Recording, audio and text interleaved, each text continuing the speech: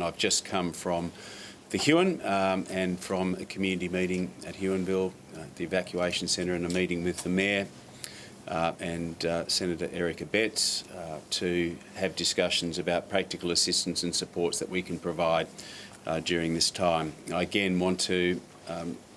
make a plea to the Tasmanian community as well to recognise that the threat is still very real and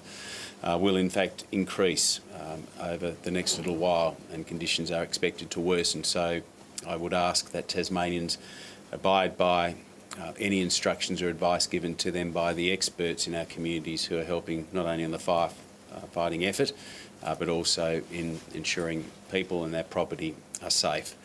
But today I'm able to announce that the Tasmanian Government will be activating a second round of the Emergency Assistance Grants program that has previously been available to those dislocated in fire-affected communities, and that's $1,000 or up to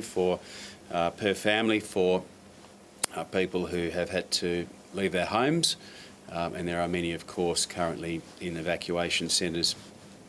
So this will provide a second round for them to apply.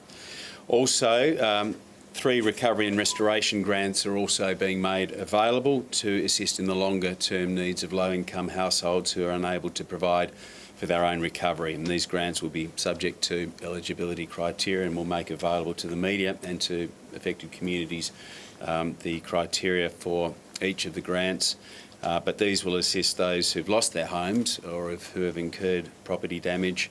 and the grants are for temporary living expenses if accommodation is needed, and replacement for household items, and repair and restoration of property due to damage. Freight subsidies will also be made available to eligible primary producers in affected areas that have suffered asset damage relating to the transportation of livestock.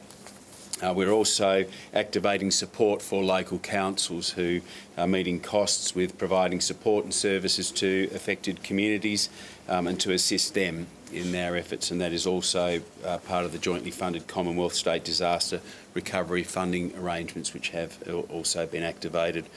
And the 2019 Vinnie's Tasmanian Bushfire appeal is now officially open, and those who wish to make donations in our community, and there are many generous Tasmanians coming forward wanting to do their bit, well, they're able to do so by calling the donation hotline on 131812 or by visiting the Vinnie's website, or in fact calling into one of the Vinnie's shops throughout the state. So this is very much a recognition that now Tasmanians are being affected, incurring costs and also dislocation from their homes,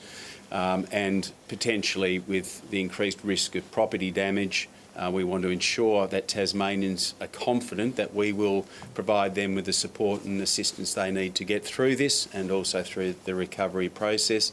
And this is also an opportunity to provide that additional support to councils who are at the front line at evacuation centres, holding community meetings to provide that support to Tasmanians who are left their homes or needing a place of respite and a place to obtain information and advice as to what they need to do. We understand this is a particularly stressful time for our communities, and I want them to rest assured as best as they can during these difficult times that